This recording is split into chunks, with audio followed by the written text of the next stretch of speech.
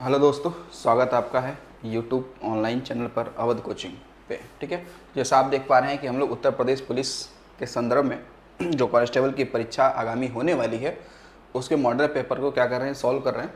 तो ये आज Uttar Pradesh police model paper तीसरा होगा। अगर आपने पहले के दो और पहला और दूसरा नहीं देखा है तो पहले उन मॉडल पेपरों को देखें और फिर ये तीसरे नंबर पे आ पाएँ। तो जिनका उत्तर प्रदेश पुलिस का एग्ज़ाम है उनके लिए बेहतर सवाल यहाँ से बन सकता है। ठीक है, आ सकता है, क्योंकि इसका जो हमने एक्सप्लेनेशन जो किया है उसको भी बेहतर तरीके से आपको ध्यान रखना होगा। तो चलिए देखते हैं आज जीएस के जीएस के जो आपके 38 क्वेश्चन आने हैं उनमें कौन कौन से क्वेश्चन हमने इंक्लूड किए हैं और वो कितना बेहतर हो सकते हैं आपके एग्ज़ाम के लिए। देखिए, पहला आपका क्वेश्चन है कि मोहिनी अट्टम नृत्य रूप में निम्नलिखित में से किस राज्य से संबंध है। यानी मोहिनी अट्टम जो है वो किस राज्य का है। ऑप्शन है ओडिशा का, केरल का, कर्नाटक का या तमिलनाडु का। ठीक है, तो मोहिनी अट्टम एक क्या शास्त्रीय नृत्य है जिसका संबंध कहाँ से है, तो बताएंगे इसका संबंध है केरल से। कहाँ से है, केरल से हो जाएगा। ठीक है ना, कहाँ से हो जाएगा, इसका संबंध केरल से हो जाएगा। अब देखिएगा, शास्त्रीय नृत्य हमारे कितने हैं, 8 हैं। शास्त्रीय नृत्य कितने हैं, तो इनकी संख्या है टोटल हमारे भारत में कितनी, 8। कितनी है, 8 है। ठीक है, उनमें से एक मोहिनी अट्टम है। तो अगर हम केरल की बात करते हैं तो हालांकि केरल में 2 आपको मिल जाएंगे। ठीक है ना, देखिए केरल में आपके 2 हैं। एक है कौन सा, कथक कली। कौन सा हो जाएगा, कथक कली। दूसरा कौन सा है, मोहिनी अट्टम। मोहिनी अट्टम। ठीक है, ये हो गया। तमिलनाडु को देखिएगा, तमिलनाडु का है कौन सा, भरतनाट्यम। तो जो भरतनाट्यम है ना, ये प्राचीनतम कह सकते हैं, यानी कि ये क्या है, प्राचीनतम, यानी कि सबसे पुराना शास्त्रीय नृत्य का दर्जा किसे प्राप्त है, तो बताएंगे किसका, भरतनाट्यम को प्राप्त है। ठीक है, उड़ीसा का भी है, इसका नाम क्या है, ओडिसी शास्त्रीय नृत्य। ठीक है, ये है। कर्नाटक में हालांकि आप देखोगे यहाँ पे शास्त्रीय नृत्य तो नहीं है लेकिन लोक नृत्य है। यहाँ का यक्षगान बड़ी फेमस क्या है, लोक नृत्य है। ठीक है, लोक नृत्य है, ये शास्त्रीय नृत्य नहीं है। ठीक है, आपका एक लोक नृत्य है। इसके अलावा देखिएगा, अगर यूपी पूछ ले, ये तो इम्पोर्टेंट होगा ना, उत्तर प्रदेश का पूछ ले तो बताएंगे कौन सा है, कथक। कथक कौन सा है, कथक। और असम का पूछ ले शास्त्रीय नृत्य कौन सा है, तो असम का हो जाएगा सत्रिया। तो उत्तर प्रदेश का या उत्तर भारत का एकमात्र शास्त्रीय नृत्य कौन सा है, कथक। कौन सा है, कथक। जो नवाब आप देखेंगे कौन से, तो वाजिद अली शाह ने कथक को बहुत ज़्यादा ही प्रयास किया इसके विकास को लेकर। ठीक है, तो चलिए चलते हैं अगले क्वेश्चन पर। अगला है, राष्ट्रीय आय को प्रायः कहा जाता है क्या, NDP MP, NDP FC, NNP MP और एनएनपी एफसी। अब देखिए यहाँ पे एमपी का मतलब है मार्केट प्राइस और एफसी का मतलब है फैक्टर कॉस्ट। ठीक है, तो राष्ट्रीय आय को हम लोग एक और भी नाम देते हैं, क्या नाम देते हैं, एनएनपी एफसी, यानी कि नेट हम लोग बोलेंगे national product. Net national product. ठीक है, और एफसी का मतलब क्या हो गया, एफसी का मतलब यहाँ पर हो गया फैक्टर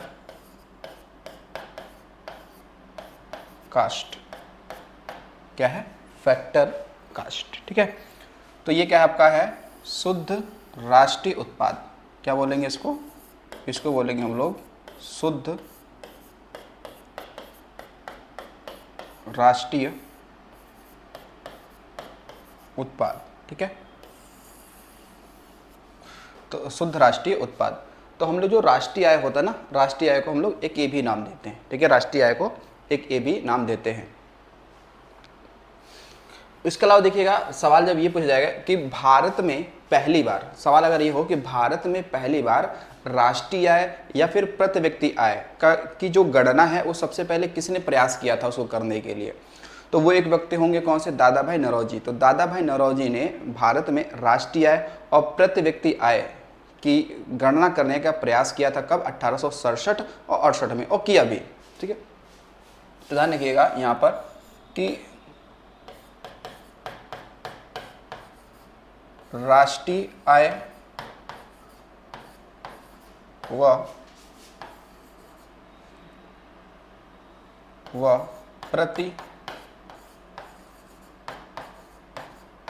व्यक्ति आय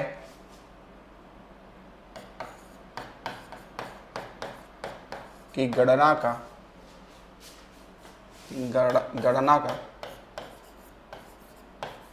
प्रथम प्रयास, ठीक है, प्रथम प्रयास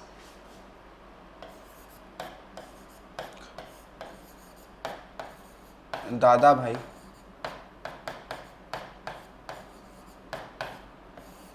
नौरोजी ने कब किया था, तो 1867 व 68 में इन्होंने क्या किया था, प्रयास किया था, ठीक है, ये प्रयास किया था।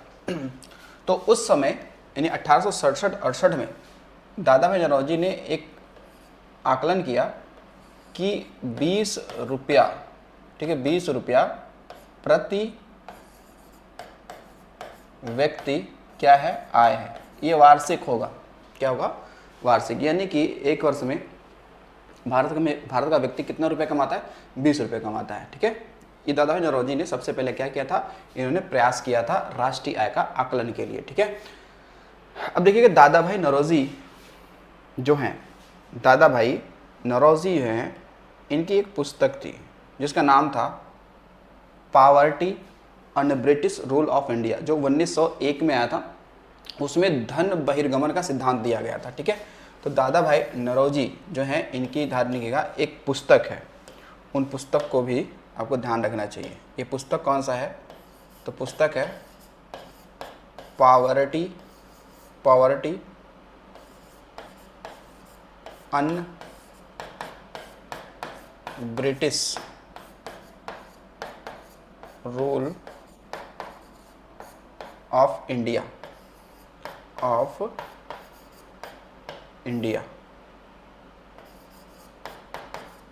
पुस्तक जो है ये 1901 में इनकी आई, ठीक है, आई। और इस पुस्तक में इन्होंने क्या किया था, इस पुस्तक में इन्होंने धन बहिर्गमन का सिद्धांत दिया था, ठीक है ना, ये लिख लेंगे।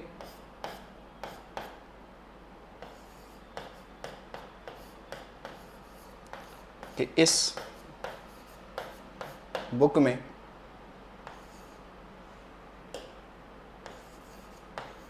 धन बहिर्गमन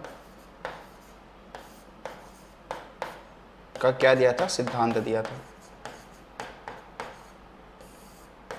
कि भारत से बाहर धन कैसे जा रहा है, ठीक है ना। तो ये भी आपको ध्यान रखना है। चलिए अगला क्वेश्चन देखते हैं। क्वेश्चन अगला है कि काबिनी, हेमवती और अमरावती कौन सी नदी की सहायक नदियां हैं, ठीक है ना, महानदी, कृष्णा, कावेरी या गोदावरी, ठीक है। तो सही आंसर इसमें कौन सा है, तो कावेरी, ठीक है, कावेरी। अच्छा, आपको ध्यान रखना है कि काबिनी, हेमवती, अमरावती, ठीक है, सिमसा, नोयल, ऐसी कई सारी नदियां हैं जो कावेरी की ही क्या हैं, सहायक हैं, ठीक है। अब देखो, जो कावेरी नदी है इससे थोड़ा आपको सवाल ध्यान रखना चाहिए। कावेरी नदी जो जल विवाद है, कावेरी नदी जल विवाद ये किन किन राज्यों के बीच में है। वैसे तो देखा जाए तो ये मुख्यतः दो ही राज्य के बीच में है, क्योंकि कावेरी नदी का प्रवाह डायरेक्टली दो ही राज्यों में, एक का है कर्नाटक, दूसरा कौन सा, तमिलनाडु। लेकिन अगर इसको ऑप्शन अगर बढ़ा दे, राज्यों के रूप में बढ़ा दे, तो फिर उसमें केरल और पुदुचेरी भी शामिल हो जाता है। लेकिन मेरे हिसाब से आपको क्या ध्यान रखना चाहिए कि इसमें राज्यों की बात जब चलती तो वो होगा कौन सा, कर्नाटक, कर्नाटक, व आना चाहिए इसमें क्या, तमिलनाडु, तमिलनाडु, इन दोनों के बीच में है। ठीक है, अगर और भी राज्य इसमें ऐड करें तो फिर मेरे हिसाब से केरल और पुदुचेरी से भी इनकी कुछ सहायक नदियां आती हैं, कावेरी में मिलती। तो ये ध्यान रखिएगा, कर्नाटक और तमिलनाडु। ठीक है, क्योंकि नदी जल विवाद अधिनियम 1956 में आता है। नदी जल विवाद जो अधिनियम है वो 1956 में आता है, और उस अधिनियम के तहत बहुत सारी नदियां जो हैं एक दूसरे राज्यों के बीच में या फिर केंद्र और राज्यों के बीच में क्या है, विवादित हैं जल को लेकर। ठीक है, तो उसी से निवारण किया जाता है। अब देखिए कावेरी नदी, कावेरी नदी पर एक यहाँ पे मेट्टूर बांध बना हुआ है, मेट्टूर बांध है। कहाँ पे है ये, तो तमिलनाडु में है। कहाँ पे है, तमिलनाडु में है। कहाँ पे है, तो तमिलनाडु में है मेट्टूर बांध। ठीक है, तो मेट्टूर बांध कहाँ पे है, तो ये कावेरी नदी पे है। ठीक है, उसके अलावा कावेरी नदी पे आप देखेंगे तो यहीं पर आपको शिव समुद्रम, क्या है, शिव समुद्रम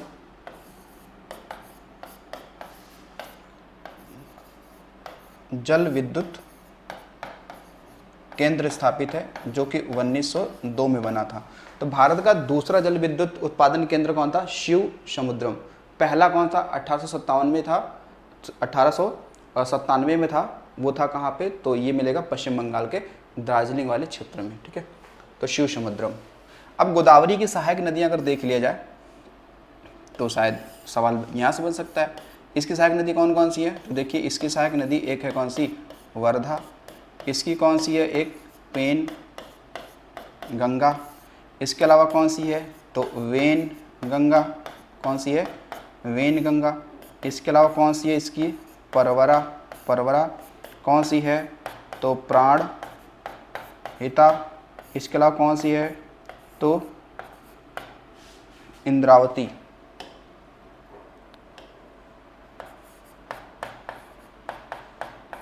इंद्रावती। ठीक है, तो ये गोदावरी की हो गई। ठीक है, अब देखेंगे कृष्णा की बात करेंगे, कृष्णा नदी की। ठीक है, तो इसकी कौन कौन सी हो जाएगी, तुंगभद्रा जो कि सबसे बड़ी है। तुंगभद्रा के बाद में हो जाएगी कौन सी, तो एक नदी कौन सी है, मूसी, मूसी नदी। इसके अलावा घाट प्रभा। इसके अलावा माल प्रभा, कौन सी हो जाएगी, माल प्रभा। ठीक है, तो ये कृष्णा की क्या हो जाएंगी, सहायक नदियाँ हो गई। ठीक है, इसके अलावा और भी पंचगंगा, दूधगंगा, ये इसके भी है। ठीक है, महानदी की एक सहायक नदी है कौन सी, जोंक। इसकी कौन सी एक सहायक नदी है, जोंक। ठीक है, तो ये भी सबको ध्यान रखना है आपको। चलिए अगले क्वेश्चन पे चलते हैं। अगला क्वेश्चन है कि 1857 के प्रथम स्वतंत्रता विद्रोह में भाग लेने वाली प्रसिद्ध महिला स्वतंत्रता सेनानी कौन थी। कस्तूरबा गांधी, भीखाजी कामा, सरोजिनी नायडू, बेगम हजरत महल। तो इसमें सही आंसर क्या आपका, बेगम हजरत महल। कहाँ से लीड किया था, तो लखनऊ। ठीक है, या फिर अवध क्षेत्र से इन्होंने क्या किया था, लीड किया था, बेगम हजरत महल। तो ये कौन थी, ध्यान रखना कि अवध के अंतिम नवाब, अवध के अंतिम नवाब वाजिद अली शाह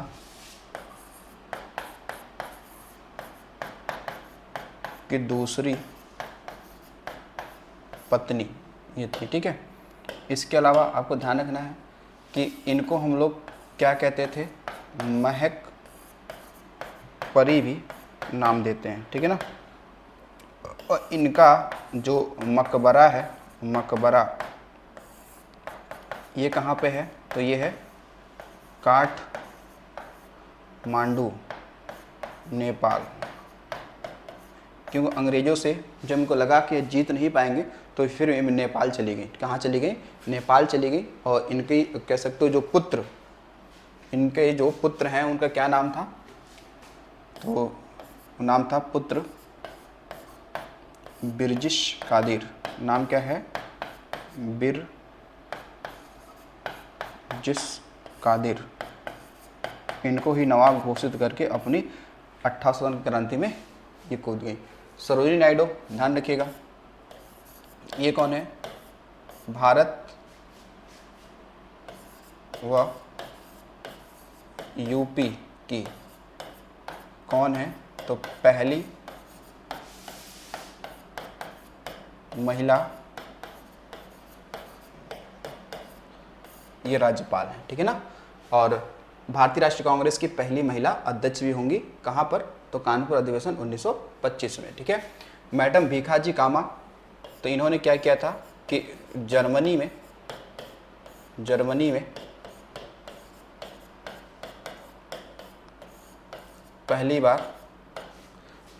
में पहली बार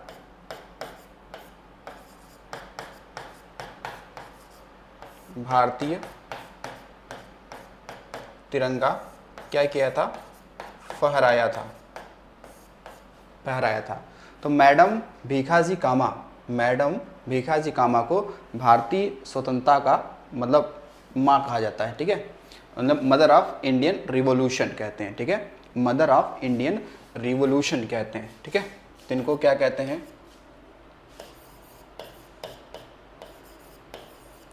मदर ऑफ इंडियन रिवॉल्यूशन कहते हैं। ना ये कस्तूरबा गांधी को जानती है कि ये गांधी जी की कहती पत्नी थी, ठीक है।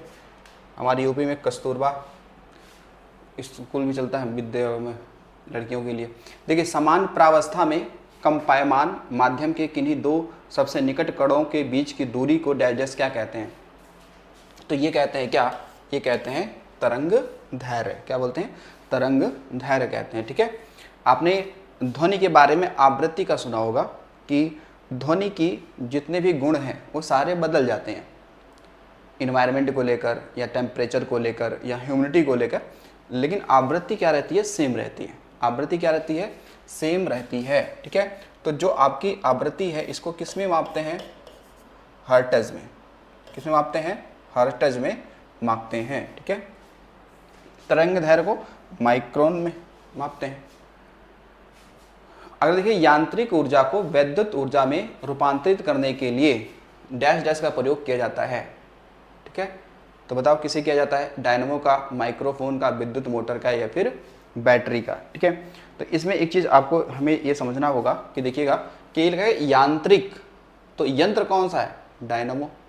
तो डायनमो क्या करता है कि यांत्रिक ऊर्जा को वैद्युत ऊर्जा में बदल देता है।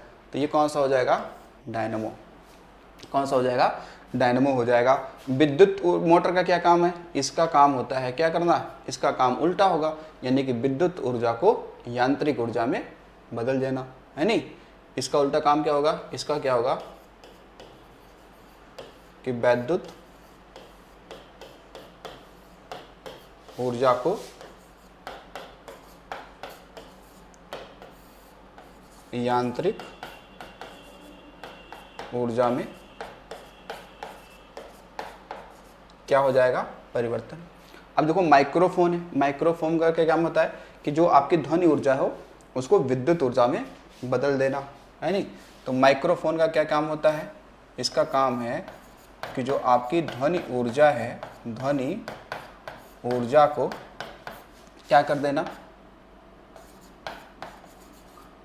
विद्युत ऊर्जा में बदल देना। ये इसका काम है, ठीक है। ये इसका काम हो जाएगा, ठीक है। चलिए अगला देखते हैं क्वेश्चन।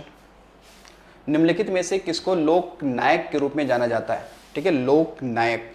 CF नायडू, जयप्रकाश नारायण, चित्तरंजन दास, आशुतोष मुखर्जी।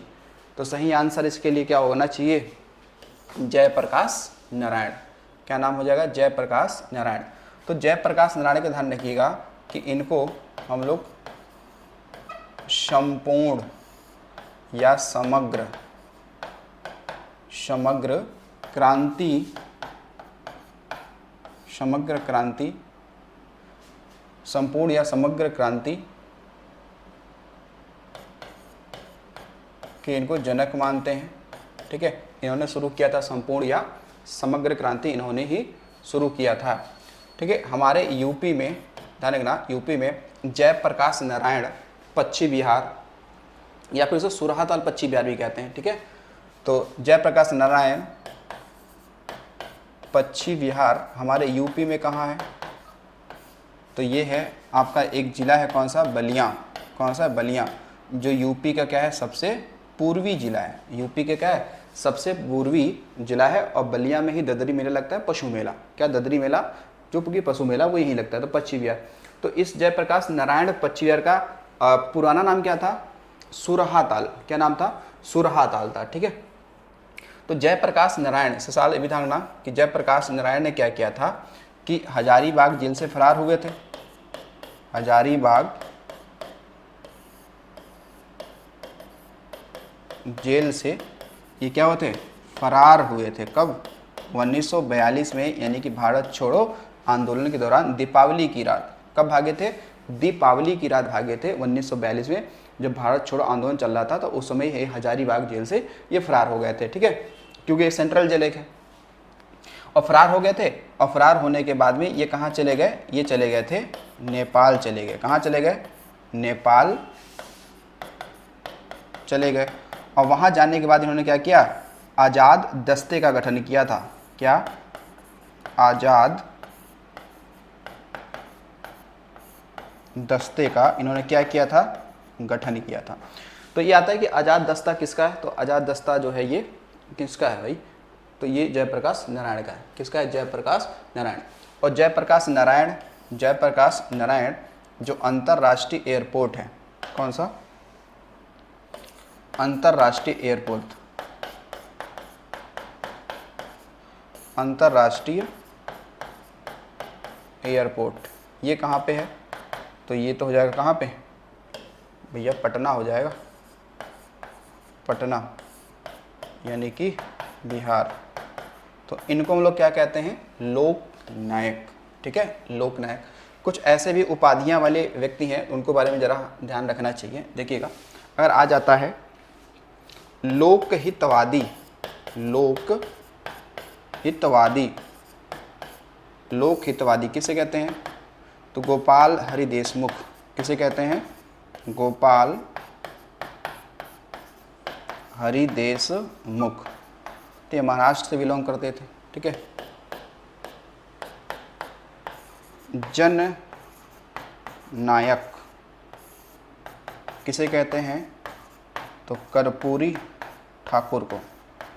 कर्पूरी ठाकुर के, ये बिहार के सीएम रह चुके हैं। और इनको अभी इनकी मतलब कह सकते हो कि जो 100 साल पूरे होने पर, इनकी जयंती में 100 साल पूरे होने पर इनको क्या मिला था? इनको मिला था भारत रत्न। ठीक है ना, क्या मिला है इनको? भारत रत्न। ये क्या है? तो ध्यान रखना, ये कौन थे? तो बिहार के क्या है? पूर्व सीएम। ठीक है, पूर्व सीएम। ठीक है, तो लोक मान्य हम लोग कहते हैं किसे? तिलक जी को कहते हैं। अगला देखिएगा, निम्नलिखित में से कौन सा अवध के कृषक आंदोलन के नेता था? बाबा रामचंद्र, महात्मा गांधी, बी आर अम्बेडकर, अल्लूरी सीताराम राजू। ठीक है, तो अल्लूरी सीताराम राजू, तो ये तो जनजातियों संबंधित है आंध्र प्रदेश से। बी आर अम्बेडकर नागपुर हो जाएगा, महात्मा गांधी गुजरात हो जाएंगे, बाबा रामचंद्र। अब देखो, बाबा जो रामचंद्र हैं, इनका संबंध ये मूलतः हैं कहाँ के? ये जो मूलतः कहाँ के थे? तो ये थे महाराष्ट्र के। कहाँ के थे ये? महाराष्ट्र के ये थे। ठीक है, तो बाबा रामचंद्र क्या करते थे कि ये साधु के वेश में, किसके? साधु या संत के वेश में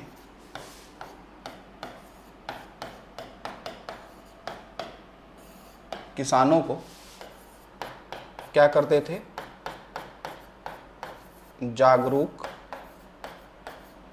करते थे, ठीक है।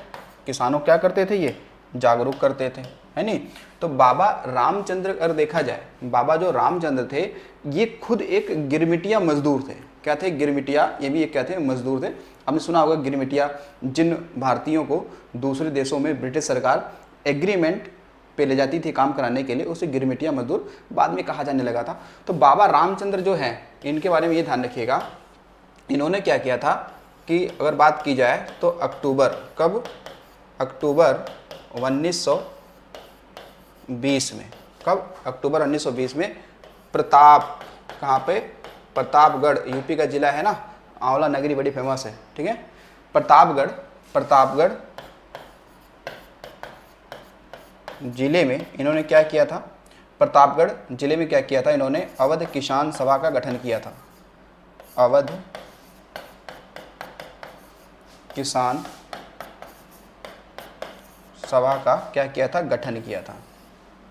तो ये ध्यान रखेंगे, अवध किसान सभा का गठन इन्होंने किया था। अवध किसान सभा का गठन इन्होंने किया था, कब, 1920 में। कहाँ पर, तो प्रतापगढ़ में किया था। कहाँ पे किया था, प्रतापगढ़ में किया था, ठीक है। ये भी ध्यान रखना, बाबा रामचंद्र, ठीक है। अच्छा, इसके अलावा और भी ध्यान रखना कि हमारे यूपी में एक एका आंदोलन भी चला था। एका आंदोलन वो भी किसान आंदोलन था, जो कि सीतापुर, बहराइच, बाराबंकी वाले क्षेत्र में इसका विस्तार हुआ करता था। एका आंदोलन वो भी किसान आंदोलन ही था, ठीक है। तो ये ध्यान रखेंगे, बाबा रामचंद्र, ठीक है। वैसे एक व्यक्ति हैं, बड़ी ही फेमस व्यक्ति, जिनका नाम है स्वामी सहजानंद सरस्वती। वो भी बड़ी फेमस है किसानों के आंदोलन को अग्रणी रूप में चलाने के लिए। उनकी एक था अखिल भारतीय किसान सभा, था ना, अखिल भारतीय किसान सभा, जो 1936 में लखनऊ में अधिवेशन हुआ था, उसके अध्यक्ष भी वही थे, स्वामी सहजानंद सरस्वती। देखिए, मशरूम किसका उदाहरण है, वायरस का, लाइकेन का, फंजाई का, जीवाणु का। देखो भाई, ये तो मशरूम हम लोगों ने खाते ही रहते हैं सब्जियों के रूप में, यानी कि कुछ ऐसे भी फंजाई होते हैं, ऐसे भी फंजाई होते हैं जो क्या करते हैं, मशरूम के रूप में काम, जो सब्जियों के रूप में काम करते हैं, खाते हैं हम लोग। तो देखो, वायरस तो होगा नहीं भैया, वायरस तो नहीं है, लाइकेन तो नहीं है, ये तो लीचेन होता है, जीवाणु भी नहीं है, फिर क्या है, फंजाई। क्या है, फंजाई। तो मशरूम किसका स्रोत है, तो मशरूम ध्यान रखेंगे कि ये जो है प्रोटीन का स्रोत है। किसका है, प्रोटीन का ये स्रोत है, ठीक है। इससे प्रोटीन की क्या होती है, प्राप्त होती है, ठीक है। लाइकेन देखिएगा, जो लाइकेन है, लाइकेन के बारे में सुना होगा कि लाइकेन की पत्तियों से ही आपके लिटमस पेपर पड़ते हैं, जैसे नीले लाल वाले, आपने सुना होगा। तो लाइकेन की पत्तियों से क्या बनते हैं, तो लिटमस पेपर बनता है, पेपर बनता है, ठीक है, पेपर बनता है। मेरे हिसाब से रसायन विज्ञान में 12 प्रकार के लिटमस पेपर होते हैं, उनमें से एक लाल और नीला बड़ी फेमस है। कौन सा है, लाल नीला बड़ी फेमस है। और आपने सुना होगा ना कि अगर किसी भी विलयन को जानना हो अम्ल है कि क्षार है, तो कौन सा वाला पेपर कैसा हो जाएगा, ठीक है। एक चीज़ ध्यान रखिएगा, यहाँ पे शब्द लिखते हैं कौन सा भैया, अनिल लिखते हैं। क्या लिखते हैं, अनिल। अ से क्या हो गया, अम्ल, क्या हो गया, अम्ल। तो अगर अम्ल आप नीले लिटमस पे डालेंगे तो नीले से वो क्या हो जाएगा, नीले से हो जाएगा वो लाल हो जाएगा। क्या होगा, नीले से वो लाल हो जाएगा। तो ऐसे आपको ध्यान रखना, तो आप भूलेंगे नहीं, ठीक है। और अगर क्षार डालेंगे, ठीक है ना, तो वो क्या होगा, लाल से नीला हो जाएगा, ठीक है। तो ये आपको ध्यान रखिएगा। तो लिटमस पेपर, ठीक है। और लाइकेन क्या होता है, थैलोफाइटा वर्ग का क्या है, थैलोफाइटा समूह का ये क्या है, वर्ग का ये है, ठीक है। और लाइकेन वायु प्रदूषण का बहुत अच्छा, वायु प्रदूषण का ये क्या है, सबसे अच्छा क्या है, संकेतक है। क्या है, संकेतक है, ठीक है ना। यानी कि एयर पोल्यूशन का सबसे अच्छा इंडिकेटर कौन सा है, लाइकेन। अगर जिस एरिया में लाइकेन है वहाँ पे प्रदूषण होना शुरू हो गया, वायु प्रदूषण, तो फिर वहाँ पे लाइकेन मरना शुरू हो जाते हैं, ठीक है। तो ये फंजाई है, ध्यान रखिएगा भैया, ठीक है। चलो अगला आ जाओ। अगला क्वेश्चन है, भारत में पंचायती राज स्थापित करने वाला प्रथम 2 राज्य कौन से हैं, राजस्थान और महाराष्ट्र, राजस्थान और पश्चिम बंगाल, राजस्थान और आंध्र प्रदेश, राजस्थान और पंजाब। तो इसकी शुरुआती दौर इन 2 राज्यों से शुरू हुई थी, ठीक है। लेकिन सबसे पहले की अगर बात करते हैं तो ये ध्यान रखिएगा कि भारत में सर्वप्रथम पंचायती राज व्यवस्था, भारत में सर्वप्रथम पंचायती राज व्यवस्था 2 अक्टूबर 1959 को तत्कालिक पीएम कौन थे? तत्कालिक पीएम कौन थे? तो जे.एल. नेहरू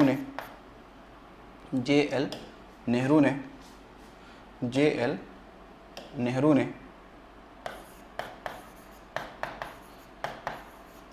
राजस्थान के नागौर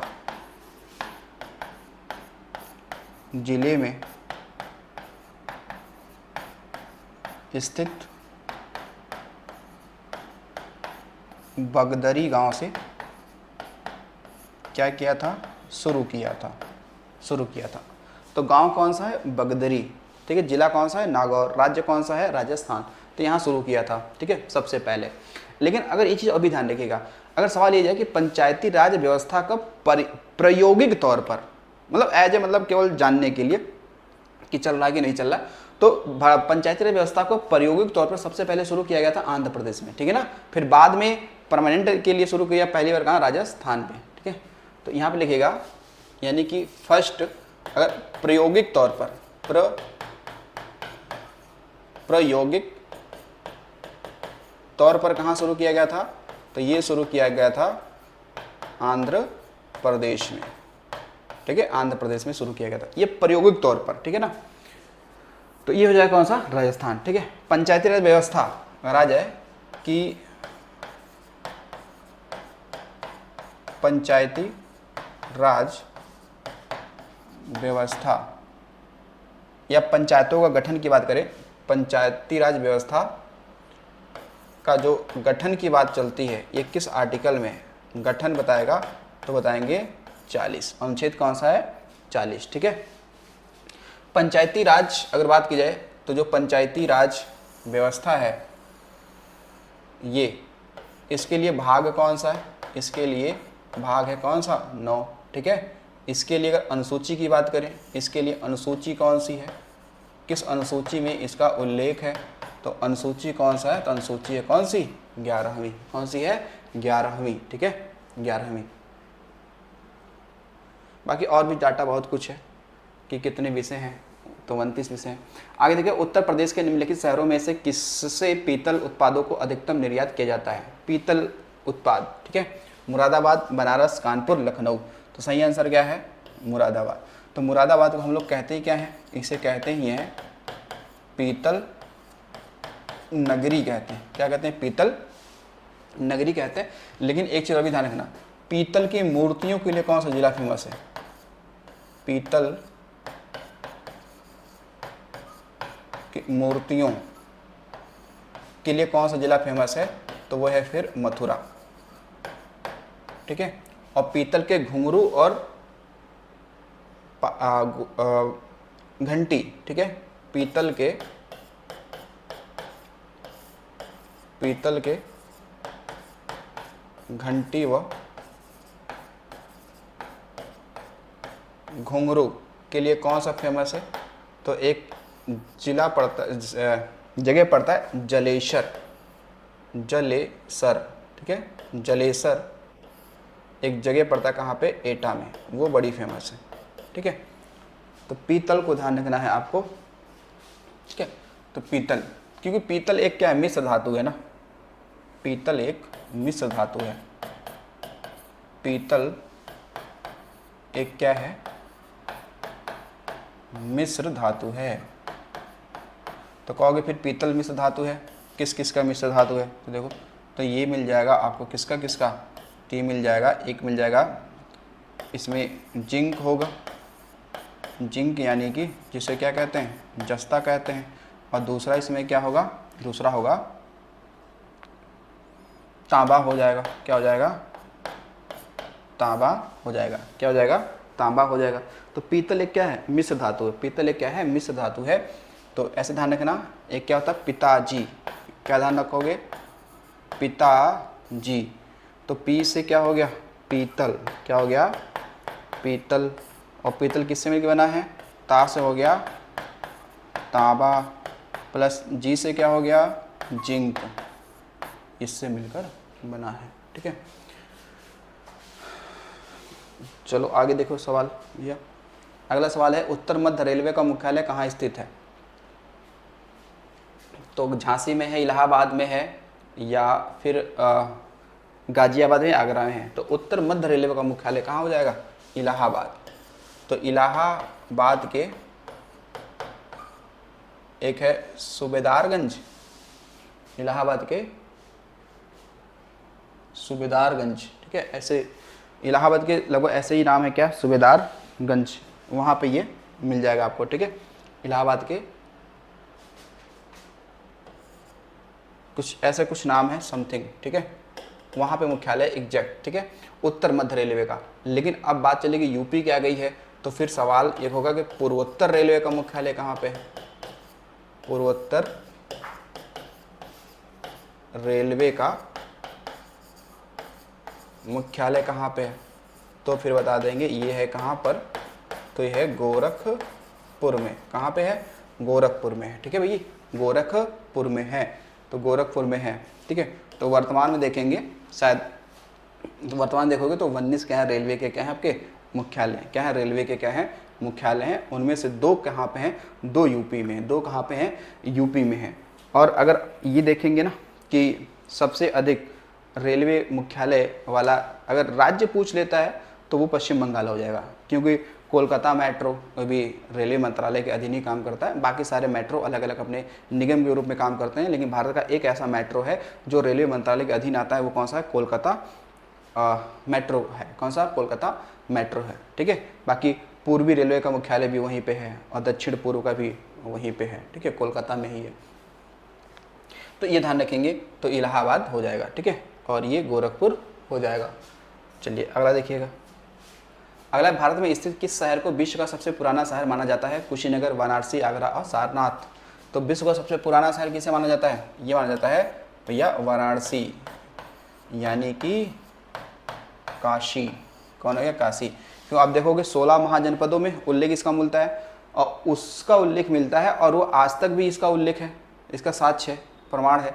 ठीक है, तो इसलिए ये माना जाता है कि विश्व का सबसे पुराना शहर कौन सा है, तो वाराणसी है। ठीक है, कौन सा है, वाराणसी है। और बनारस में एशिया की सबसे बड़ी कोयला मंडी भी लगती है। एशिया की सबसे बड़ी कोयला मंडी कहाँ लगती है, तो देखिएगा,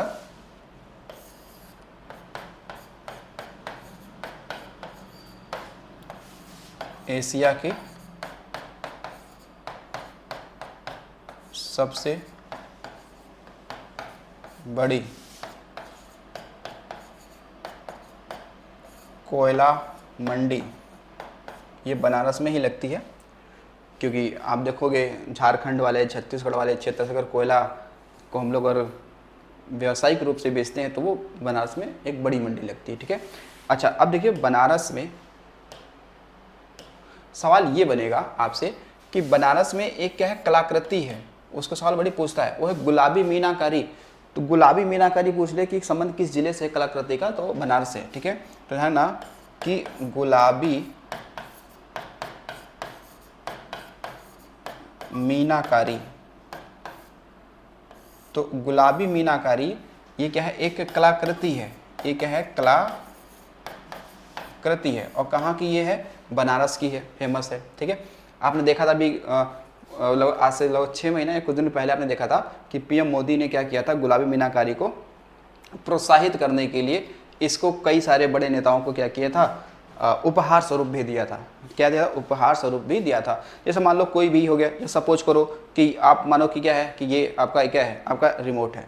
इस रिमोट को क्या करेंगे हम लोग कि बहुत अच्छे से इस पर इसको डिज़ाइन कर देंगे, ठीक है। हो सकता है कि कोई अच्छी सी इस पे हम लोग क्या लगा दें, कागज़ या कपड़े या कांच से रंग के अच्छा बना दिया, इसको सजावटी बना दिया, ठीक है, तो उसे कहेंगे गुलाबी मीनाकारी कहेंगे। यानी कोई भी वेस्ट चीज़ हो गई, मतलब कोई भी क्या हो गया, अवशेष या कोई ख़राब चीज़ हो गई, उसको क्या करना, सजावटी रूप में बना देना, वही क्या है, गुलाबी मीनाकारी है। क्या है, गुलाबी मीनाकारी है। लेकिन उसके अलावा और भी ध्यान रखिएगा कि बनारस में ही एक ब्रोकेट कला चलती है, जो कि किस पे होती है, बनारसी साड़ियों पे, ठीक है। बनारसी साड़ी पर ब्रोकेट कला की जाती है। तो ये ध्यान रखिएगा कि ब्रोकेट देखो, ब्रोकेट कला क्या है, ब्रोकेट कला, ये देखो ब्रोकेट कला क्या है कि जब हम लोग क्या करते हैं, बनारसी साड़ी पर जब मतलब चांदी के या फिर किसी अन्य प्रकार की चीज़ों को जब हाथों से क्या करते हैं, उसको बूंदते हैं, उसे डिज़ाइन बनाते हैं, तो उसे कहते हैं ब्रोकेट कला। तो ब्रोकेट कला बनारस का है। गुलाबी मीनाकारी भी कहाँ की है, बनारस की है। कहाँ की है, बनारस की हो जाएगी, ठीक है। तो बनारस के बारे में ये सब ध्यान रखेंगे। उसके अलावा देखिएगा, बनारस से एक सवाल ये बनता है, ये बहुत ही फेमस सवाल बनता है कि भारत कला भवन कहाँ पे है, भारत कला भवन कहाँ पे है। तो ये 1920 में स्थापित हुआ था और ये बीएचयू परिसर में है। तो बीएचयू परिसर कहाँ, बनारस में, तो वहीं पे भारत कला भवन है, ठीक है। उसके अलावा भारत माता मंदिर भी कहाँ है, बनारस में हो जाएगा। कहाँ हो जाएगा, बनारस में ही हो जाएगा। अब ये जो सारनाथ है, सारनाथ तो बनारस में ही पड़ता है। यहाँ पे कई सारे आपके स्तूप हैं। क्या है, स्तूप हैं। एक का तो नाम है कौन सा, धम्मेक स्तूप है। एक का नाम क्या है, चौखंडी स्तूप है। एक का नाम धर्म राजिका है, धर्म राजिका स्तूप है, ठीक है। तो सारनाथ में ही उपदेश दिया था गौतम बुद्ध ने 5 ब्राह्मणों को पहली बार, जिसे धर्म चक्र परिवर्तन कहा गया है बौद्ध धर्म में, ठीक है। तो इन सबको भी आपको ध्यान रखना है। अगला क्वेश्चन देखिएगा, कृषि भू कृषि का रिकॉर्ड कौन सा है, गिरदावरी, पंचनामा, जमाबंदी, खतौनी। देखिए, जो भू कृषि का रिकॉर्ड होता है ना, वो किस में होता है, गिरदावरी में होता है। किस में होता है, गिरदावरी में होता है। यानी इसको आप ऐसे समझो कि जब कोई भी क्या होता है, लेखपाल होता है, तो लेखपाल के पास ये गिरदावरी होता है, ठीक है। वो जब अपने हलके में जाता है तो आप देखेंगे कि उस हलके में यानी कि किस भूमि पर कौन सी फसल बोई गई है, किस भूमि पर कौन सी फसल बोई गई है, ठीक है ना। उसका रिकॉर्ड पूरा कहाँ होता है, उसका पूरा रिकॉर्ड होता है गिरदावरी में होता है। क्या होता है, गिरदावरी में होता है कि ये एक साल में 2 बार इसकी जांच होती है, ठीक है। 2 बार क्या होती है, इसकी जांच होती है। एक साल में 2 बार गिरदावरी की क्या होती है, जांच होती है। तभी तो हम लोग आंकड़े लगा पाते हैं ना कि भारत में इस साल कितना खाद्य उत्पादन होगा, ठीक है, कमी होगी कि ज़्यादा होगा, ठीक है। तो ये चीज़ ध्यान रखिएगा, गिरदावरी क्या है, भूमि कृषि का रिकॉर्ड है कि भाई किस खेत पर कौन सी फसल बोई गई है, ठीक है। तो लेखपाल क्या करते हैं कि हर 6-6 महीने पर जाते हैं और ये रिकॉर्ड करते हैं कि किस भूमि पर कौन सी फसल बोई गई है, ताकि उसी से सरकार क्या करेगी, अनुमान लगाती है कि भाई इस साल गेहूं कितना होगा भारत में, धान कितना होगा, ठीक है, या अन्य चीज़ें कितनी होंगी। तो वो गिरदावरी है, ठीक है। बाकी और देखो, बाकी और अगर हम बात करें तो ये जो अगर खतौनी की बात करोगे तो खतौनी क्या होता है, खतौनी क्या होता है कि किसान की जो जो भूमि होती है उसका क्या होता है, उसमें नाम चढ़ा होता है, रिकॉर्ड होता है कि हाँ कि ठीक है कि ये वाली भूमि किस किसान की है, तो वो खतौनी होती है। मतलब कह सकते हो कि जो किसान है उसकी भूमि का ये क्या एक खाता होता है, क्या होता है, खाता होता है कि हाँ कि इस भूमि का ये मालिक है, ठीक है। अच्छा, जमाबंदी क्या होता है, जमाबंदी, इसे रिकॉर्ड्स ऑफ राइट भी कहते हैं जमाबंदी को। जमाबंदी पता है क्या होता है कि जमाबंदी ये होता है कि जैसे मान लो एक किसान है, एक किसान है, अब उसकी किसान की जो खेत है एक यहाँ पर है, एक वहाँ पर है, एक कहीं और है, ठीक है। तो उन तीनों का जो रिकॉर्ड है वो एक पास कहाँ मिलेगा, तो जमाबंदी में मिलेगा। खतौनी में क्या होता है, अलग अलग रिकॉर्ड होते हैं उस भूमि का, ठीक है। तो एक ही पास किसका होता है, तो एक ही पास इनका होता है, ठीक है। तो जो जमाबंदी होती है ना, इसे हम लोग रिकॉर्ड्स ऑफ राइट भी कहते हैं। ये सवाल देखो आपसे पूछा भी गया है, ठीक है। तो ये जमाबंदी को हम लोग कहते हैं, इसको ध्यान रखना कि इसको हम लोग क्या कहते हैं, रिकॉर्ड ऑफ राइट्स भी कहते हैं, ठीक है, रिकॉर्ड ऑफ राइट भी कहते हैं, ठीक है। तो गिरदावरी में होता है कृषि का रिकॉर्ड। अगर देखिएगा उत्तर प्रदेश की प्रमुख व्यावसायिक फसल क्या है, ये देखो यहाँ पे लिखा है व्यावसायिक, ठीक है, वाणिज्यिक जिसे बोलते हैं क्या, वाणिज्यिक भी लिखा आ सकता है आपके एग्जाम में। तो उत्तर प्रदेश की प्रमुख व्यावसायिक फसल क्या है, गेहूं है, गन्ना है, मक्का है, चावल है।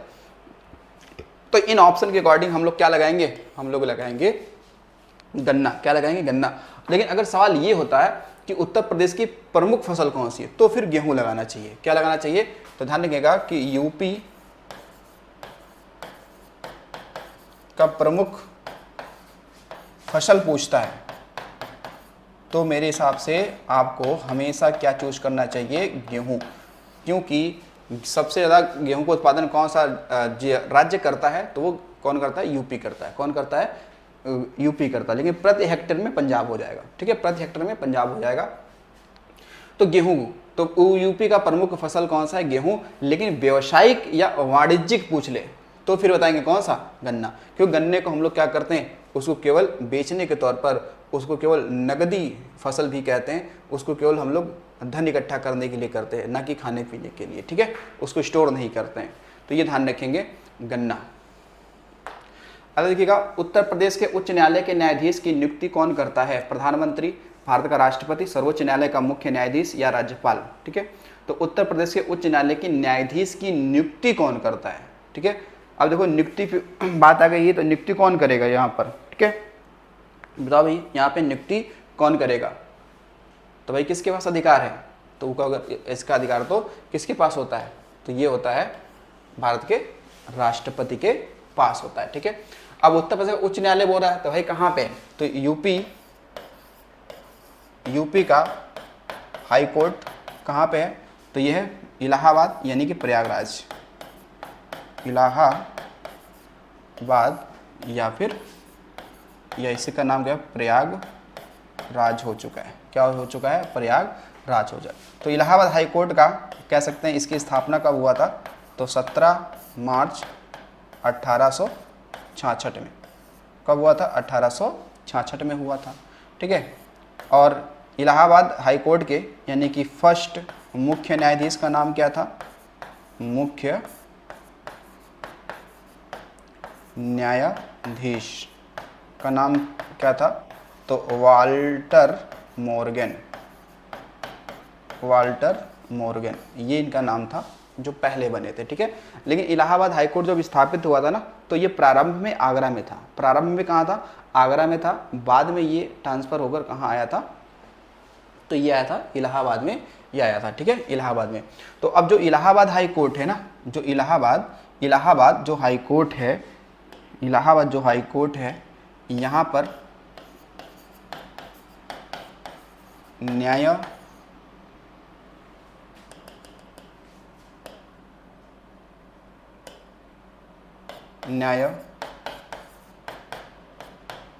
न्यायाधीशों की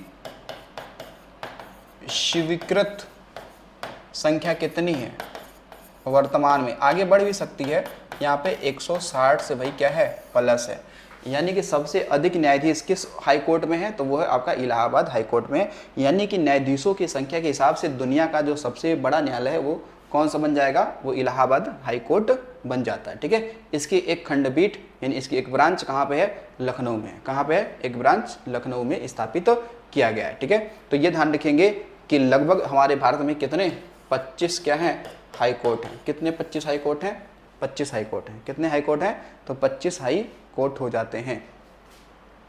चलिए अगला क्वेश्चन देखिएगा। अगला क्वेश्चन है उत्तर प्रदेश में एक वर्ष में न्यूनतम कितनी ग्राम सभा की बैठक होनी चाहिए, 3 बार, 4 बार, 6 बार या 2 बार, ठीक है। तो ये ध्यान रखेंगे कि ये होनी चाहिए कितनी, तो भाई 2 बार तो होनी चाहिए। भाई यूपी में कितनी होनी चाहिए, 2 बार होनी चाहिए, ठीक है। और 2 बैठकों के बीच ध्यान रखना कितने, तो 2 बैठकों के बीच 6 माह से ज़्यादा अंतर नहीं होना चाहिए, चाहिए, ठीक है। क्योंकि 6 माह से ज़्यादा अंतर हो जाएगा तो फिर एक साल में 2 बैठक हो ही कहाँ पाएंगे, नहीं हो पाएंगे, फिर एक ही बैठक होगी। तो 2 बैठकों के बीच 6 माह से ज़्यादा का अंतर नहीं होना चाहिए, ठीक है। ये ग्राम सभा की बात बोली गई है, ठीक है, ग्राम सभा, ठीक है। तो ग्राम सभा का उल्लेख कहाँ पे है, तो 243, इसका उल्लेख कहाँ पे है, तो 243 कौ में, कहाँ पे 243 कौ में ग्राम सभा की परिभाषा दे रखी है, ठीक है, ग्राम सभा की परिभाषा दे रखी है, ठीक है। और पंचायतों की अगर बात करें कि पंचायतों का उल्लेख या पंचायतों का गठन की बात किसमें बोल रखा है, ठीक है ना, इस प्रकार के आर्टिकल में, तो वो 243 ख हो जाएगा, कौन सा 243 ख हो जाएगा। तो ग्राम सभा, तो ग्राम सभा किसे कहते हैं, तो ग्राम सभा ध्यान रखना किसे कहेंगे, ग्राम सभा में, ठीक है, 18 वर्ष से ऊपर निर्वाचन मतदाता सूची में शामिल लोगों से बनती है, ठीक है, बनती है, ठीक है। अगर जो आप क्या हैं अपने भाई गांव में रह रहे हैं और आपका नाम अगर मतदाता सूची में नहीं है तो आप फिर अपने ग्राम सभा के फिर निवासी नहीं माने जाओगे, ठीक है ना। भले आपकी एज क्या हो, भले गांव में कम हो ही जाती है, ठीक है, फिर भी नामावली में नाम होता है, ठीक है। तो इसका एक कंडीशन है ग्राम सभा का, क्या कि जो ग्राम सभा की जो मतदाता सूची है उसमें आपका नाम होना चाहिए, अगर नाम है तो फिर आप ग्राम सभा के सदस्य माने जाओगे, ठीक है, फिर माने जाओगे, ठीक है। और ग्राम सभा अगर बात की जाए कि पंचायती राज व्यवस्था का स्तर कितना है, तो 3 है, ठीक है। तो ध्यान रखिएगा, पंचायती राज व्यवस्था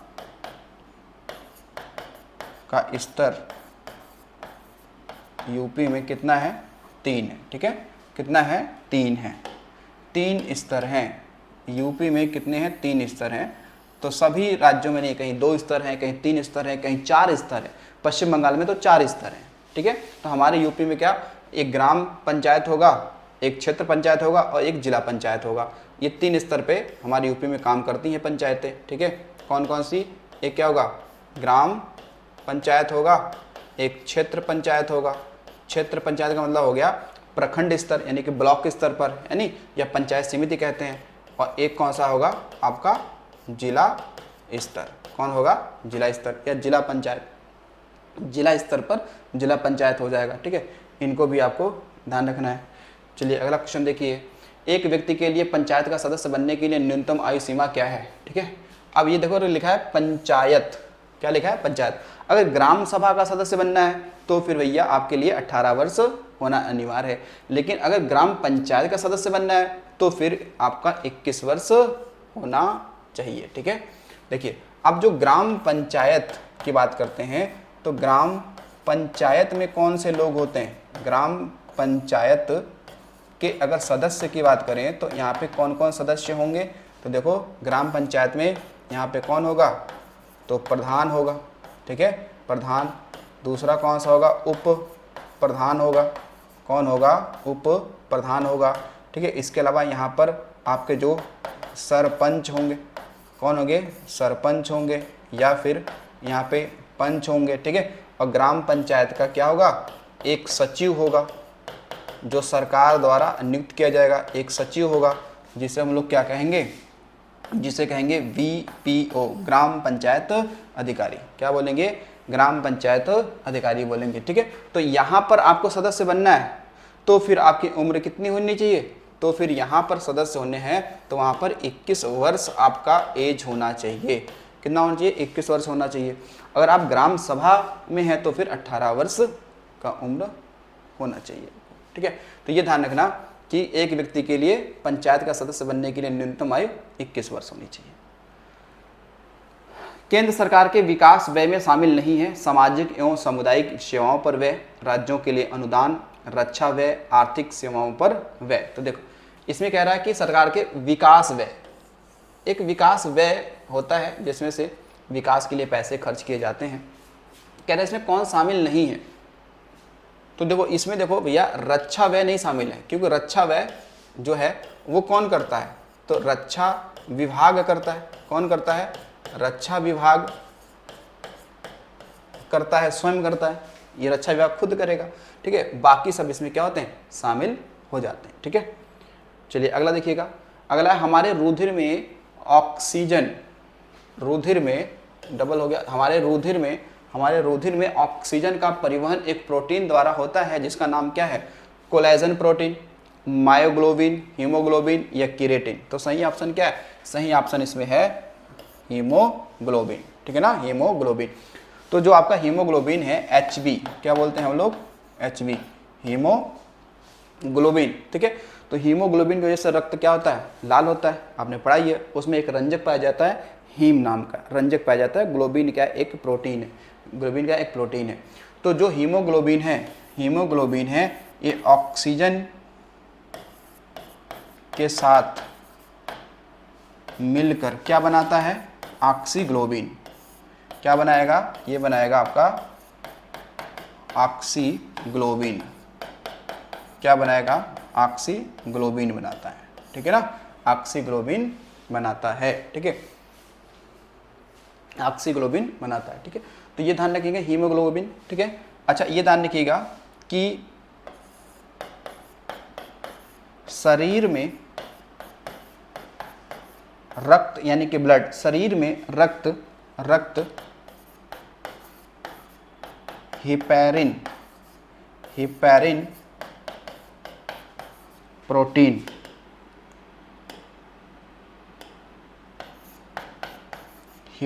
प्रोटीन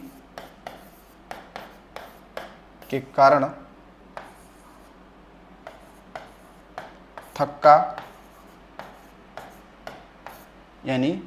थक्का या जमता नहीं है। जैसे हमने एक सामान्यता देखा है, कि मान लो शरीर से अगर ब्लड बाहर आ गया तो वो आप देखेंगे कुछ ही समय बाद क्या होगा, 1 या 2 मिनट बाद देखेंगे क्या होगा, वो थक्का बन जाएगा, क्लॉट बन जाएगा। लेकिन अब वही जो ब्लड है हमारे शरीर में वो रन कर रहा है एक लिक्विड के रूप में, वो नहीं जम रहा है। तो उसके लिए पीछे के रीजन क्या है, हिपैरिन प्रोटीन। तो जो हिपैरिन प्रोटीन है वो हमारे ब्लड में एक लिक्विड फॉर्म में हमेशा उसको बनाए रखता है, ठीक है। और ब्लड क्या है, ब्लड एक संयोजी ऊतक है। ध्यान रखेंगे कि रक्त जो आपका है, रक्त एक क्या है, संयोजी ऊतक है, कनेक्टिव टिश्यू है। संयोजी क्या है, ऊतक है, टिश्यू है, ऊतक है। कहोगे संयोजी मतलब क्या होता है कि ब्लड संयोजी कनेक्टिव टिश्यू है, यानी हमें शरीर के हर एक भाग को कनेक्ट करके रखता है। क्योंकि आपका शरीर का कौन सा वो अंग है जहाँ पे ब्लड ना हो, भाई हर जगह तो क्या ब्लड होगा।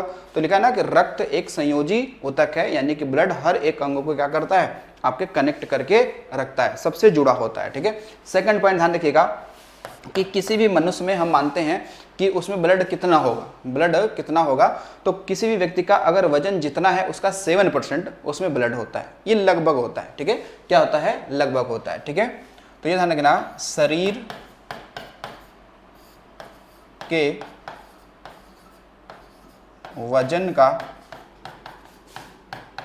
लगभग कितना, 7% रक्त होता है। कितना होता है, 7% रक्त होता है। इसका मतलब हम ये कह सकते हैं क्या कि अगर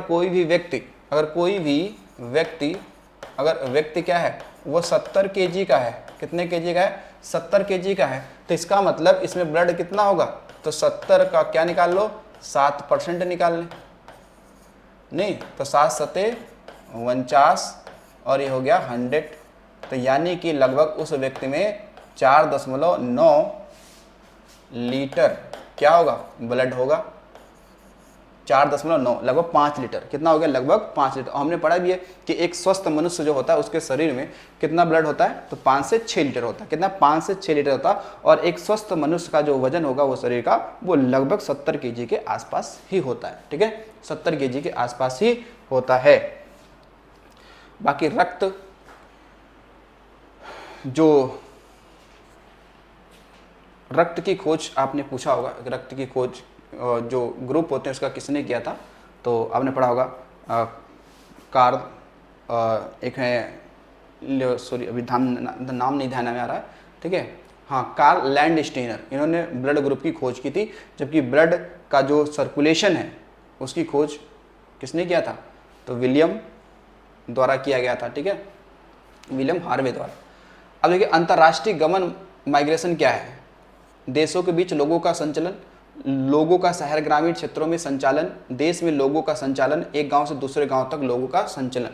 देखो, अंतर्राष्ट्रीय गमन कह रहा है ना। अब यहाँ पे माइग्रेशन, माइग्रेशन मतलब होता है एक स्थान से दूसरे स्थान पर जाना। और यहाँ पे कह रहा है अंतर्राष्ट्रीय बोल रहा है। जब अंतर्राष्ट्रीय कह रहा है तो फिर क्या होगा? देशों के बीच लोगों का संचलन।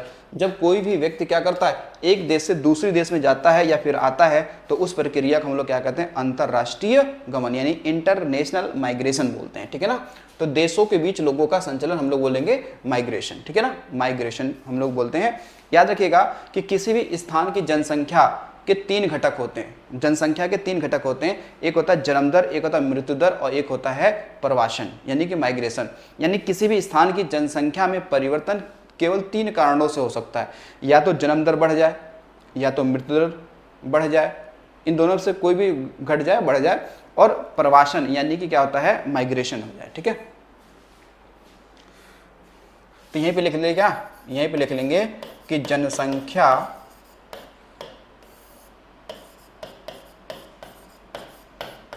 परिवर्तन के कितने घटक हैं? 3 घटक हैं। कितने?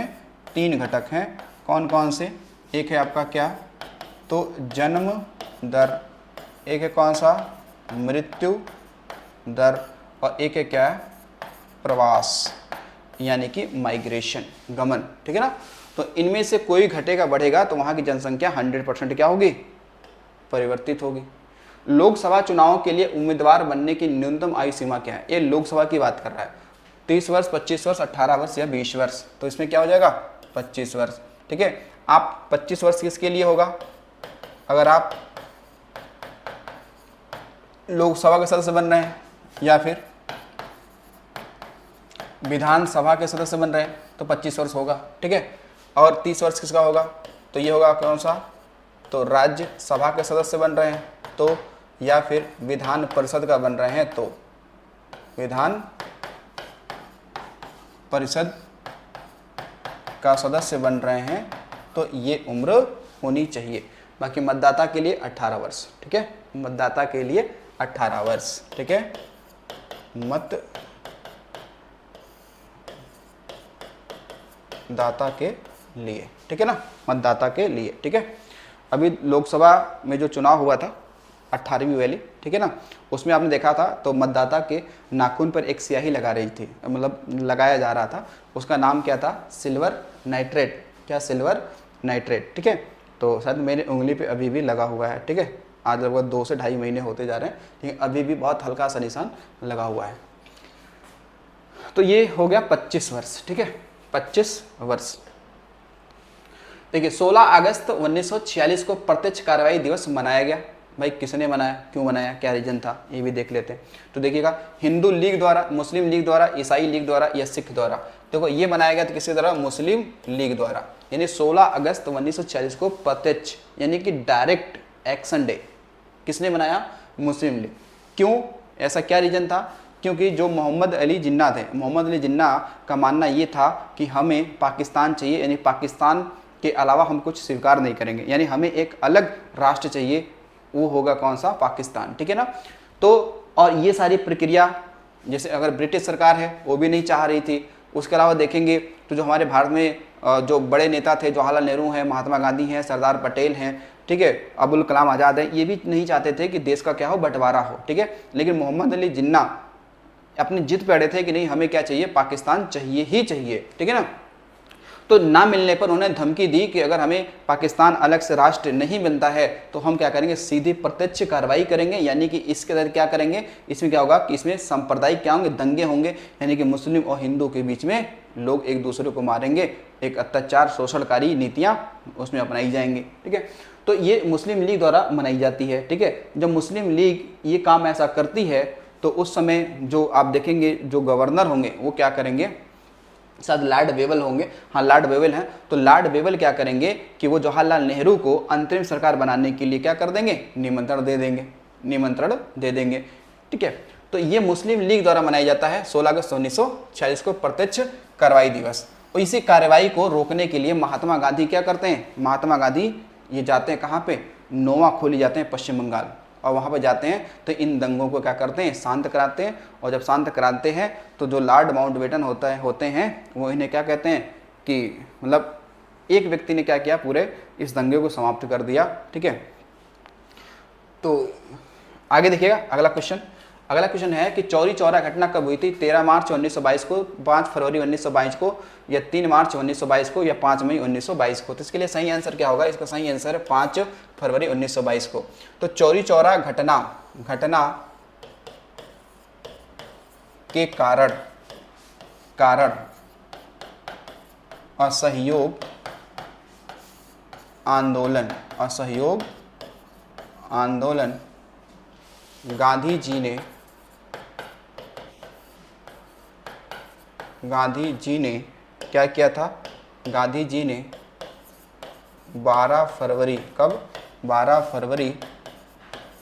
1922 को क्या कर लिया, वापस ले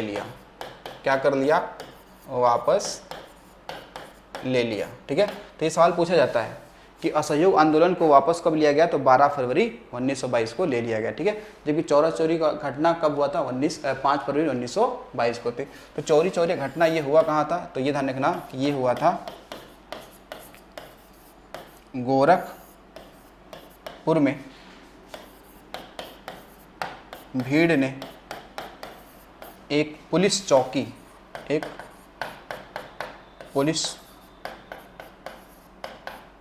चौकी में क्या लगा दी, आग लगा दी। और उसमें एक एसआई के साथ साथ में शायद मुझे 20 से 21 पुलिस उसमें मारे गए थे। ठीक है, मारे गए थे। तो ये था ना चौरी चौरा घटना, कहाँ हुआ था, गोरखपुर में हुआ था। निम्नलिखित में से सबसे अधिक ऋण विद्युत तत्व कौन सा है, फ्लोरीन, ऑक्सीजन, सोडियम या ब्रोमीन। तो ये देखो सबसे अधिक क्या है, विद्युत ऋण माइनस वाला विद्युत ऋण तत्व कौन सा है, तो है कौन सा, फ्लूओरीन। कौन सा हो जाएगा, फ्लूओरीन हो जाएगा। ठीक है, ध्यान रखना। सोडियम क्या है, एक क्या है, धातु है। ठीक है, धातु है जिसे कहाँ रखा जाता है, केरोसिन में। केरोसिन मतलब मिट्टी का तेल, मिट्टी के तेल में रखा जाता है इसे। ठीक है, इसे जैसे कि हम लोग क्या करते हैं, आपने सुना होगा एक है कौन सा, सल्फर, सुना होगा ना, सल्फर को हम लोग क्या करते हैं, सॉरी फास्फोरस, कौन सा फास्फोरस, उसको हम लोग जल में रखते हैं, वाटर में रखते हैं। ठीक है ना, वैसे सोडियम को भी रखते हैं। ठीक है, किसमें, केरोसिन में। निम्नलिखित में से कौन कैबिनेट स्तर का होता है, कैबिनेट स्तर का होता है, विपक्ष का नेता, भारतीय रिजर्व बैंक का गवर्नर, भारत का नियंत्रक महालेखा परीक्षक या महान्यायवादी। तो ये होता है कौन सा, विपक्ष का नेता। ठीक है, विपक्ष का नेता, यानी इस समय जो सत्ताधारी दल है वो कौन सा है, बीजेपी, भारतीय जनता पार्टी है। लेकिन विपक्ष पार्टी कौन है सबसे बड़ी, वो है कौन सी, कांग्रेस। और कांग्रेस के बने हैं कौन, नेता बने हैं। ठीक है, वो कौन है, राहुल गांधी। तो राहुल गांधी जो हैं वो विपक्ष का मतलब विपक्ष के नेता हैं, यानी कि 18वीं लोकसभा में विपक्ष का नेता कौन है, तो राहुल गांधी है। कौन है, राहुल गांधी हैं। तो वो एक कैबिनेट स्तर, ठीक है, वो एक क्या होता है, कैबिनेट स्तर के दर्जा प्राप्त किए होंगे। ठीक है, बाकी अन्य ऑप्शनों में अगर देखेंगे तो जो भारतीय रिजर्व बैंक है, ठीक है, भारतीय रिजर्व बैंक है जो कि आरबीआई बोलते हैं, आरबीआई। तो ये भारत का क्या केंद्रीय बैंक है। ठीक है, भारत का नियंत्रण एवं महालेखा परीक्षक, इसका जो उल्लेख आप देखेंगे तो ये कहाँ पे है, इसका उल्लेख है आर्टिकल कौन सा, 148 में मिलेगा। ठीक है, आर्टिकल 148। महान्यायवादी की बात करेंगे तो इसका आर्टिकल कौन सा होगा, इसका अनुच्छेद जो है वो कौन सा है, तो 76 यानी कि 76 में महान्यायवादी का उल्लेख है। इसका 148, हालांकि 148 से लेकर 151 तक है, लेकिन आर्टिकल 148 ये सही दिख रहा है ना, देखो 148 यानी कि 148 से लेकर 151 तक, ठीक है। भाग दोनों के लिए कौन होगा, 5 भाग होगा, ठीक है ना। आगे देखिएगा, प्रायद्वीपीय भारत का दक्षिण छोर कन्याकुमारी स्थित है।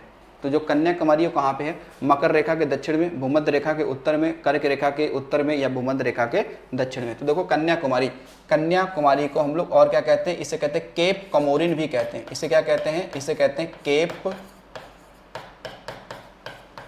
कमोरिन भी कहते हैं, केप कमोरिन भी कहते हैं। तो कन्याकुमारी है कहाँ पे, तो तमिलनाडु में। कहाँ पे है, तमिलनाडु में। इसका अगर देखो भारतीय मैप अगर हम लोग बना के देखते हैं तो ये कुछ हमें कुछ ज़्यादा बेहतर समझ में आ जाएगा।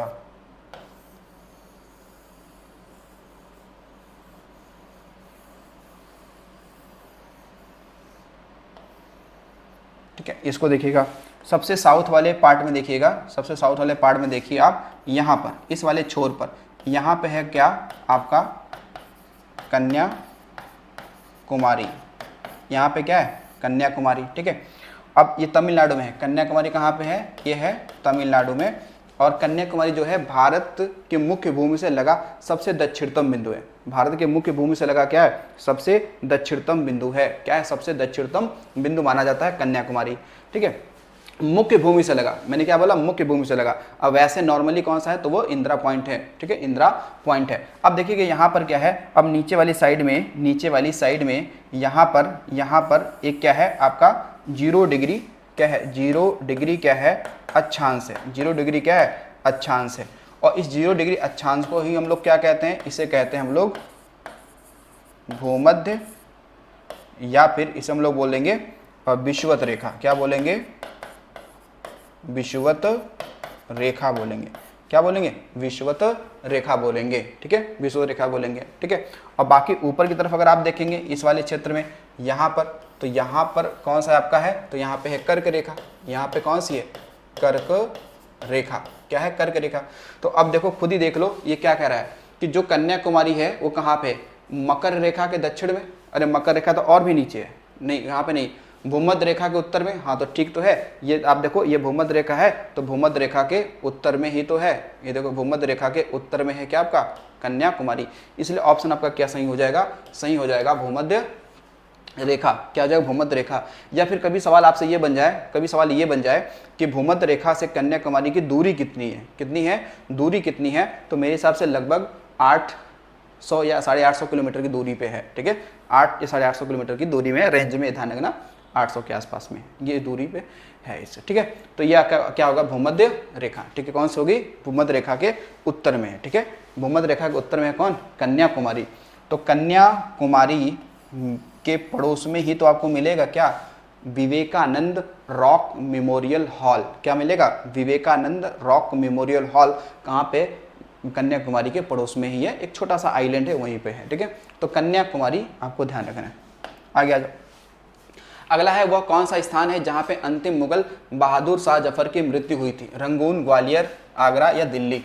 अब अंतिम मुगल सम्राट जो है बहादुर शाह जफर, कौन है, बहादुर शाह जफर, ये मुगल सम्राट है। तो इनका कहाँ हुआ था, रंगून। रंगून वर्तमान समय में कहाँ पे है, तो म्यांमार में। कहाँ पे, म्यांमार में। इनकी मृत्यु कब हुई थी, तो 1862 में। 1862 में क्या हुई, इनकी क्या हो गई, मृत्यु हो गई। यानी एक ऐसा ये मुगल सम्राट था जिसको मरने के लिए 2 गज जमीन भारत में प्राप्त नहीं हो पाया, ठीक है। तो ये रंगून, ठीक है, रंगून, ठीक है, ध्यान रखिएगा, रंगून में 1862। अगला है सविनय अवज्ञा आंदोलन का मुख्य उद्देश्य क्या था, अगस्त कथन के विरुद्ध, गोलमेज सम्मेलन के विरुद्ध, विंस्टन चर्चिल का प्रतिक्रिया उपागम, या नमक कर के विरुद्ध। तो देखो सविनय अवज्ञा आंदोलन शुरू किया गया था किसले, जो नमक कर के विरुद्ध थी, तो शुरू किया गया था किसके, तो ये नमक कर के विरुद्ध ही शुरू किया गया था। देखिएगा सविनय अवज्ञा आंदोलन की शुरुआत की अगर बात करते हैं, ठीक है, इसकी शुरुआत जो बात करते हैं, तो एक दिन कि साबरमती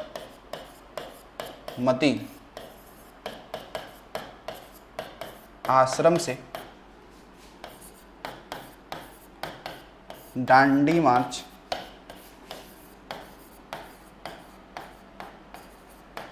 की शुरुआत गांधी जी अपने 78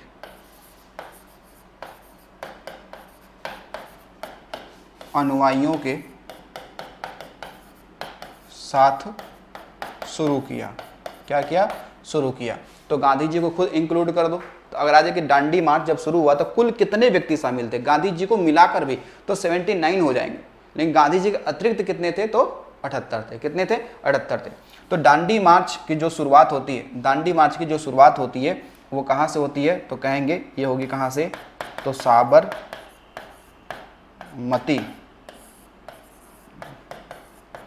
आश्रम, ये अहमदाबाद में है, ठीक है ना, ये कहाँ पे? अहमदाबाद है।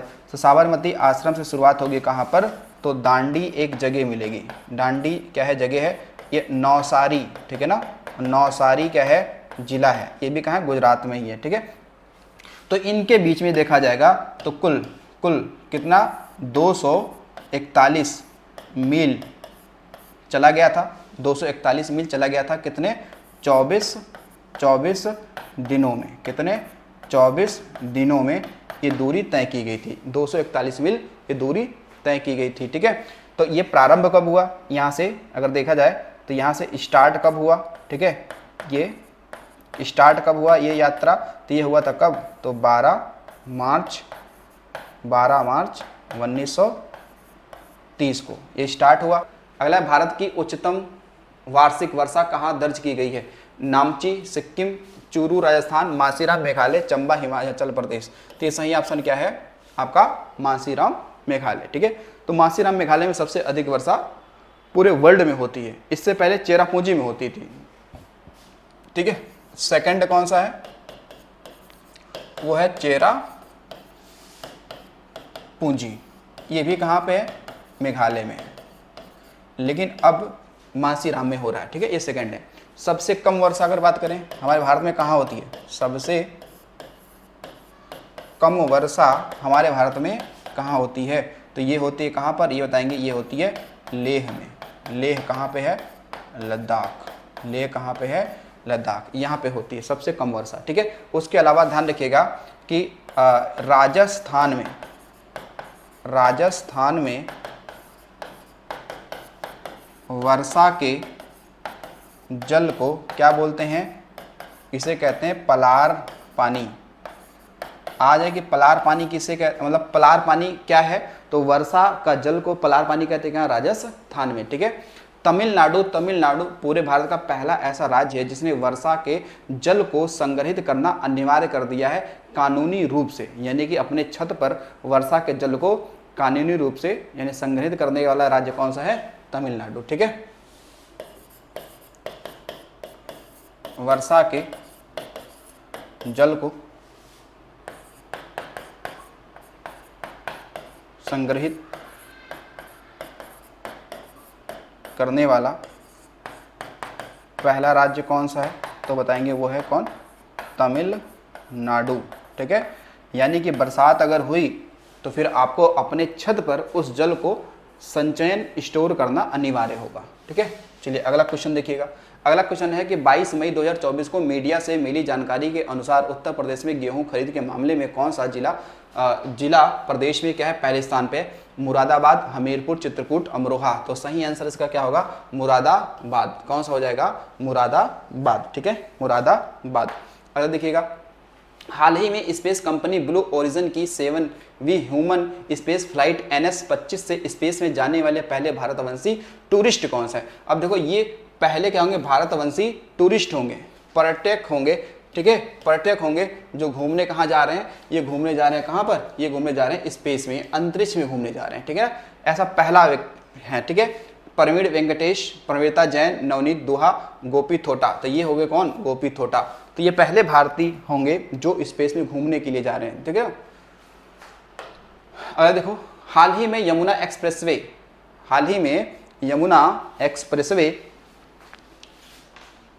एक्सप्रेसवे औद्योगिक विकास प्राधिकरण ईडा ईडा का फुल फॉर्म यही है, Yamuna expressway industrial development authority ने आवासीय भूखंड मालिकों को अनुमोदन के लिए अपनी भवन योजना ऑनलाइन जमा करने से सक्षम बनाने वाली प्रणाली शुरू की है, जिसका नाम क्या है, ठीक है, इसका नाम इन लोगों ने क्या रखा है, ठीक है, इसका नाम क्या रखा है, तो देखिए इसका नाम होगा क्या, तो ये होगा बिल्डिंग प्लान अप्रूवल सिस्टम, ठीक है, ये इसका क्या होगा,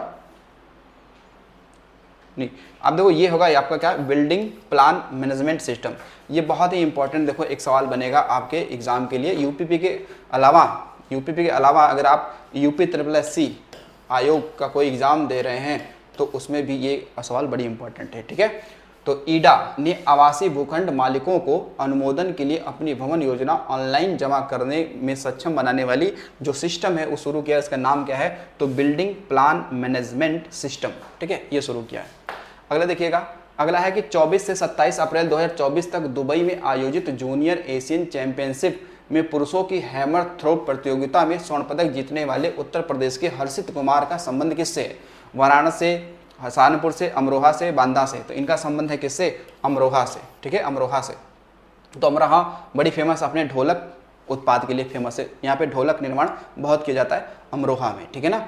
और अभी ध्यान रखिएगा कि 33वां पेरिस ओलंपिक 2024 के बारे में ध्यान रखना, ये 33वें नंबर का है और पेरिस में हो रहा है, ठीक है, पेरिस में हो रहा है। अगला क्वेश्चन है, हाल ही में तेलंगाना के पुरातात्विक विभाग ने हैदराबाद से 110 किलोमीटर दूर स्थित प्रसिद्ध बौद्ध विरासत स्थल फणिगिरी में एक मिट्टी के बर्तन में 3730 शीशे के सिक्के के भंडार खोज की है। ये सिक्के किस काल से संबंधित हैं, पहली दूसरी शताब्दी, 5वीं छठी, तीसरी चौथी या 8वीं नौवीं।